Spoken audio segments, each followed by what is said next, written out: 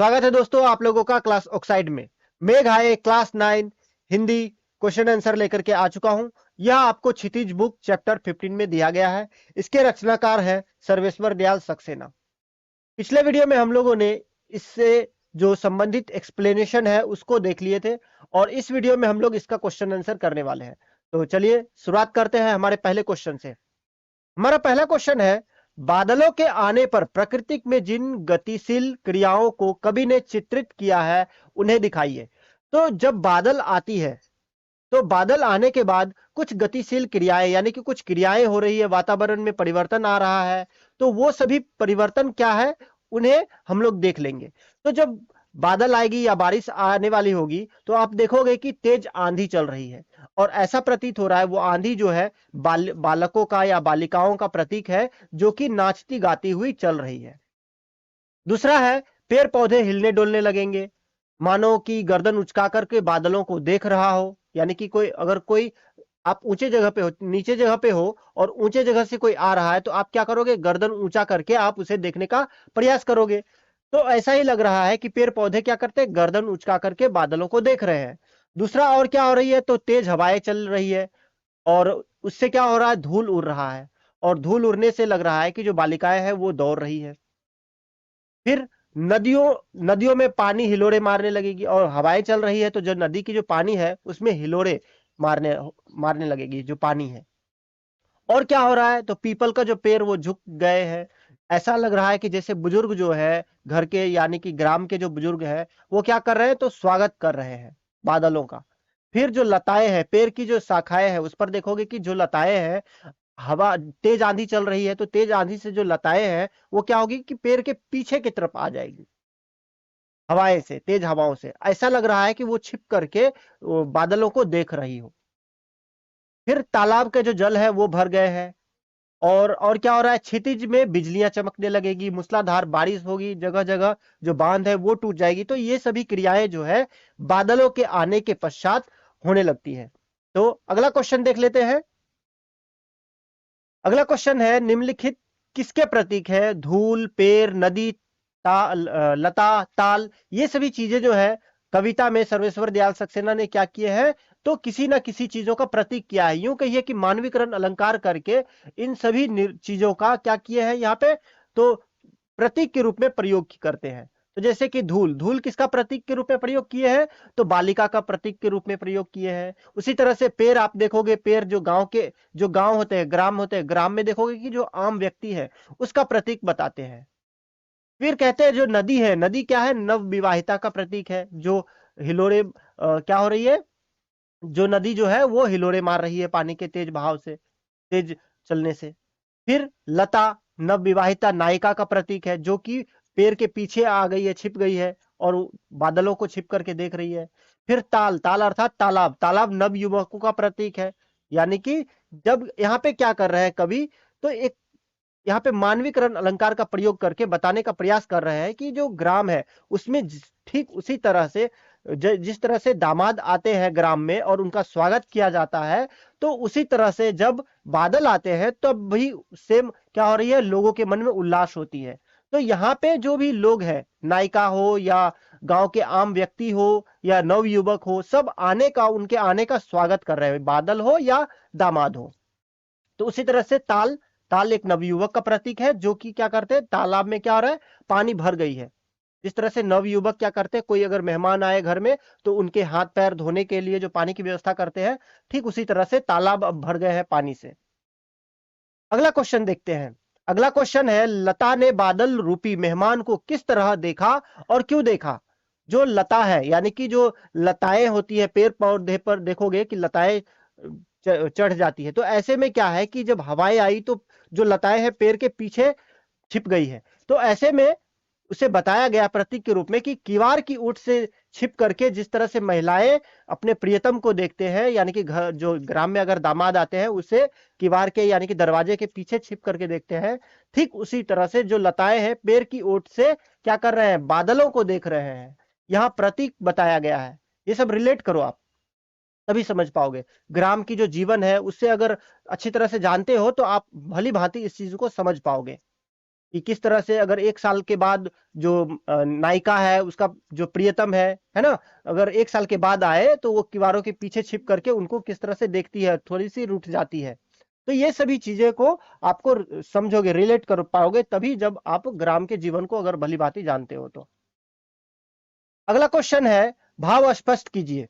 क्षमा करो गांठ खुल गई अब भरम की, बाकी चितवन उठा नदी ठिठकी घूंघट सर के। अब क्या हो रहा है कि यहाँ पे भाव स्पष्ट करना है, बोल रहा है कि क्षमा करो गांठ खुल गई, यानी कि मुझे माफ करो, गांठ खुल गई अर्थात जो मन में शंका बैठा हुआ था वो अब दूर हो गया, भरम दूर हो गया, बाकी चितवन उठा नदी ठिठकी पुंगट सर के। और अब क्या हो रहा है कि जो हमारे मन में ये शंका था कि आप नहीं आओगे, वो मेरा मन का जो भ्रम था वो अब टूट गया है आपके आने से। अब मुझे उसके लिए क्षमा कर दो, जो हमने अपने मन में क्या ठान के रखे थे कि आप नहीं आने वाले हो, नहीं आ रहे हो, तो वो उसके लिए मुझे क्षमा चाहिए। यहाँ पे जो लेखक है बड़ी ही सुंदर ढंग से और चालाकी से क्या किए हैं, मानवीकरण का रूप दे दिया ताकि ऐसा प्रतीत हो कि ग्राम की जो जीवन है वो, और जब बादल आते हैं तो बादल आने का जिस तरह से मनुष्य क्या करते हैं, आस छोड़ देते हैं, ठीक उसी तरह से जो घर में दामाद, ग्राम में दामाद जो है उसके आने का आस छोड़ दिए हैं। तो अब जब बादल आए हैं तो ठीक उसी तरह से जब अगर दामाद आ जाए तो क्या करते हैं, क्षमा मांगने लगते हैं कि आप आए हैं, आपका स्वागत है, क्षमा कीजिए, हम तो सोचे थे आप नहीं आएंगे। इस तरह की शब्दों से कवि यहाँ पे क्या कर रहे हैं, बहुत ही सुंदर ढंग से कविता को प्रस्तुत किए हैं। अगला क्वेश्चन देखते हैं। अगला क्वेश्चन है, मेघ रूपी मेहमान के आने से वातावरण में क्या परिवर्तन हुए। तो जो वातावरण में परिवर्तन क्या हो रहा है, मेघ रूपी मेहमान यानी कि मेघ, बारिश आने से वातावरण कैसा हो गया है, खिल गया है। मेघ के आने से आंधी चलने लगी है, पेड़ पौधे झुकने लगे हैं, पेड़ की डालियां टूट जाती है, तेज हवाएं से धूल उड़ने लगती है। तेज हवाएं से क्या हो रही है, धूल उड़ने लगती है, और जो नदी है वो टेढ़ा मेढ़ा बहने लगती है, और हवाओं से क्या हो रही है, नदी जो है उसके हिलोरे मारने लगती है। बूढ़े पीपल जो है, पीपल का जो पेड़ होता है काफी बूढ़ा हो चुका होता है, तो वह झुक करके जो मेघ है उसका स्वागत करने लगता है। ऐसा लग रहा है कि ठीक जो बड़े बुजुर्ग हैं जो दामाद का स्वागत कर रहे हैं। जो पेड़ की लताएं हैं वो पेड़ के पीछे छिप जाती है, ओट में छिप जाती है। ऐसा लग रहा है कि जैसे घर की जो नायिका है जो वो क्या कर रहे हैं, अपने प्रियतम का इंतजार कर रही है और किवारों के बीच से, पीछे से, दरवाजों के पीछे से छिप करके देख रही हैं। तालाब का जल भर गया है, मूसलाधार बारिश आ रही है, कन्याएं युवतियां खुश है, वो दामाद को देखने के लिए दरवाजे खिड़कियों से छिप करके देख रही है। जो बूढ़ी स्त्रियां हैं विनम्रता पूर्वक दामाद रूपी में जो मेघ है, बादल है, उनका स्वागत कर रही है। यानी कि कहा जाए तो जिस तरह से ग्राम में दामाद आता है उसी तरह से उनका स्वागत किया जाता है, ठीक उसी तरह से सभी लोग क्या कर रहे हैं, तो बादल का भी स्वागत कर रहे हैं। अगला क्वेश्चन देखते हैं। अगला क्वेश्चन है, मेघों के लिए बन ठन के सबर के आने की बात क्यों कही गई है। देखिए, बारिश जो है जब आती है तो अपने साथ क्या क्या लाती है। तो सबसे पहले आप जब बारिश आएगी तो काले काले बादल आएंगे, काले भूरे रंग के जो बादल है वो आ जाएंगे, और आकाश को, नीले जो आकाश है, नीला आकाश साफ रहता है तो नीला आकाश दिखाई देता है, ऐसे में उसको घेर लेता है, चारों तरफ से बादल घेर लेती है। और घेरने के बाद जो क्षितिज है उस पर क्या हो रही है, चारों तरफ से जो बिजलियां चमकने लगती है। तो ये सभी चीजें जो लेकर के आती है, उसी लिए कहा गया है कि बन ठन के और सबर के बादल आए हैं। तो समझ में आया होगा। अगला क्वेश्चन आंसर देखते हैं। अगला क्वेश्चन है, कविता में आए मानवीकरण तथा रूपक अलंकार के उदाहरण खोजकर लिखिए। देखिए, मेघ आए कविता में जब आप पढ़ोगे तो उसमें आपको कई ऐसे शब्द मिलेंगे, कई कई ऐसे पंक्तियां मिलेगी जिसमें आपको लगेगा कि जो ये जो कविता है मानव के लिए लिखा गया है या मानव का प्रतीक के रूप में बताया गया है, लेकिन ऐसा नहीं है। ये मेघ या बारिश के लिए बताया गया है कि जिस तरह से बारिश आती है तो कैसा माहौल होता है, कैसा वातावरण होता है उसे। लेकिन इसमें कहीं ना कहीं आपको लगेगा कि यहाँ पे मानव मानव का रूप दिया गया है। जैसे मेघ आए बड़े बंठन के सवर के, तो सज धज के सवर के कौन आते हैं, तो मानव। और आगे आगे नाचती गाती बयार चली, तो नाचना गाना किसका काम है, तो मानव का। उसी तरह से चितवन उठा नदी ठिठकी, बूढ़े पीपल ने आगे झुककर जुहार की, यानी कि बूढ़े पीपल जो है वो स्वागत कर रहे हैं। तो ये सभी चीजें से आपको क्या लगेगी, तो आप देखोगे कि ऐसा प्रतीत हो रहा है जैसे कि कोई मानव हो यहाँ पे। तो इस तरह के जो शब्दों का प्रयोग किया जाएगा वो अलंकार का शब्द है, और अलंकार यहाँ मानवीकरण अलंकार का प्रयोग हुआ है। तो जब अलंकार चैप्टर पढ़ोगे आप व्याकरण में, तो आपको बहुत ही अच्छे से समझ में आ जाएगा कि अलंकार कौन सा शब्द है। फिर आप देखोगे कि रूपक अलंकार का प्रयोग किया गया, जैसे कि क्षितिज, अटारी, गहराई, इसमें रूपक अलंकार का प्रयोग है। तो अगला क्वेश्चन देख लेते हैं। अगला क्वेश्चन है, कविता में जिन रीति रिवाजों का मार्मिक चित्रण हुआ है उनका वर्णन कीजिए। मेघाए कविता में यहाँ कवि ने बहुत ही गांव के जो रीति रिवाज है उनका सुंदर ढंग से वर्णन किए हैं। कहीं ना कहीं आप देखोगे कि जिस तरह से मेघ आते हैं और उनका स्वागत किया जाता है, ग्रामीण इलाका में आप देखोगे, ग्राम जो है वहां पे बारिश का बहुत महत्व है। क्यों? क्योंकि वहां तो फसलें उगाई जाती है, और फसलों के लिए क्या चाहिए? तो बारिश चाहिए। तो बहुत ही बेसब्री से जो किसान है वो बारिश का क्या करते हैं? इंतजार करते हैं। ऐसे में जो इसका एक प्रतीक के रूप में आप ले सकते हो कि जिस तरह से घरों में मेहमान का या घर में दामाद का इंतजार महिलाएं करती है, जो उसकी नायिका है वो करती है अपने प्रियतम का इंतजार, उसी तरह से पूरा गांव जो है बारिश का इंतजार करते रहते हैं। तो उसमें इंतजार करना या उत्साहित होना या मेहमानों का स्वागत करना, ये सभी ग्रामीण इलाकों का या रीति रिवाजों का यहाँ पे क्या है? आपको पुट देखने को मिलेगा। और यहाँ पे जब बादल आए हैं तो उनका स्वागत किया जा रहा है। घूंघट के पीछे से, घूंघट के ओट से मेहमानों को देखा जा रहा है। पेड़ के पीछे से जो लताएं हैं उस तरह से बादलों को इस तरह से छिपी हुई है जिस तरह से महिलाएं जो है किवाड़ से क्या करते हैं? मेहमान को देखते हैं। तो ये सभी चीजों से हमें पता चलता है कि यहाँ पे जो ग्रामीण इलाका जो क्षेत्र है उसके रीति रिवाजों का वर्णन किया गया है। अगला क्वेश्चन देख लेते हैं। अगला क्वेश्चन है, कविता में कवि ने आकाश में बादल और गांव में मेहमान के आने का जो रोचक वर्णन किया है उसे लिखिए। तो जब कविता हम लोग पढ़े थे, इसका एक्सप्लेनेशन देखे थे, तो उसमें आप देखोगे कि यहाँ पे दो चीजों का वर्णन हुआ, एक ग्रामीण जो जीवन है उसका, और एक मेघ के आने का बाद जो वातावरण में जो परिवर्तन आ रहा है उसका। तो दोनों जो आ रहा है, दोनों में एक समानता पाई जाएगी। क्या समानता है? तो जिस तरह से घर में दामाद आते हैं या गांव में दामाद आते हैं तो पूरा गांव उल्लास से भर जाता है, ठीक उसी तरह से अगर बादल भी आए तो पूरा गांव जो है उल्लास से, खुशी से भर जाते हैं।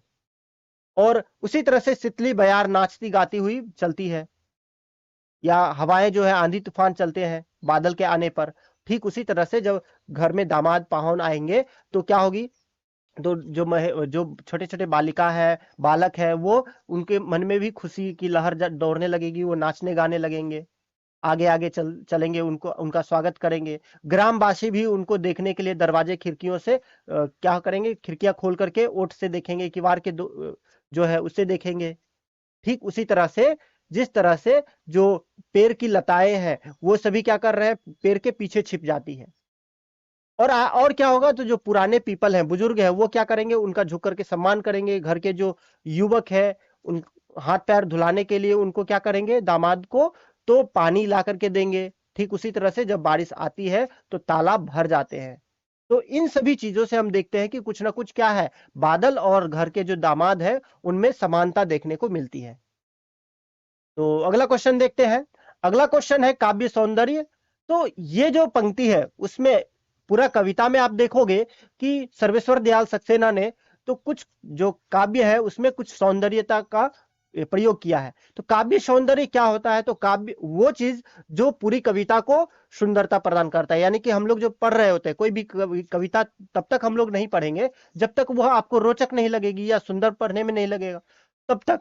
तो ऐसे में भाव सौंदर्य का यहाँ प्रयोग किया गया है, जैसे कि गांव जो दामाद है गांव में सज धज कर आए हैं, इस तरह के जो शब्द हम लोग सुनते हैं तो कविता हम लोग को क्या लगते हैं? अच्छा, और हमारे मन को छू जाता है, तो उसे हम लोग बहुत ही रोचक ढंग से पढ़ते हैं। फिर शिल्प सौंदर्य का प्रयोग किया गया है, जैसे कि पाहुन जो आए हो घर में, अ, इस तरह के शब्द। और उत्प्रेक्षा अलंकार का प्रयोग किया गया है। उत्प्रेक्षा अलंकार क्या है? तो बड़े बंठन के।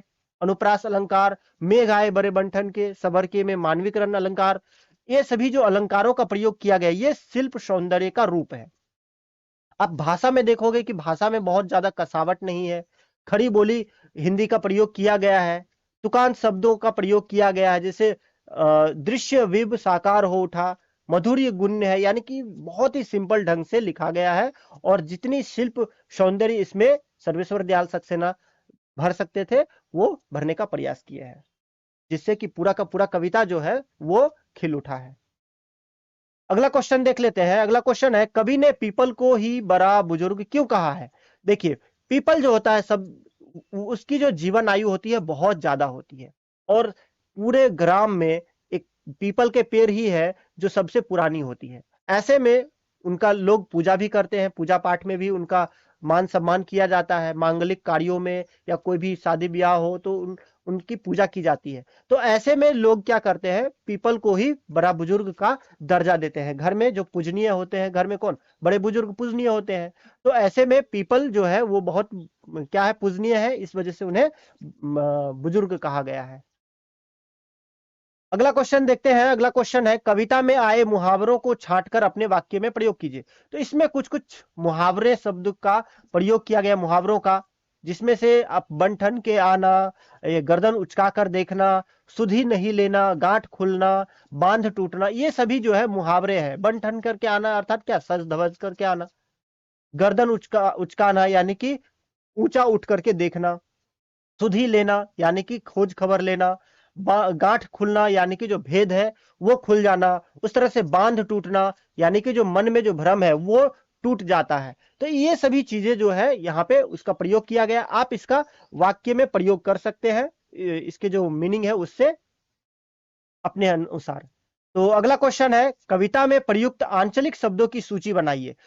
जब आप कविता पढ़ोगे तो आप देखोगे कि बहुत ही आंचलिक शब्दों का प्रयोग किया गया है। ये आपको सुना सुना नहीं लगेगा। जैसे बंठन, ये बंठन जो आंचलिक ग्रामीण क्षेत्रों में बहुत ज्यादा बोली जाती है।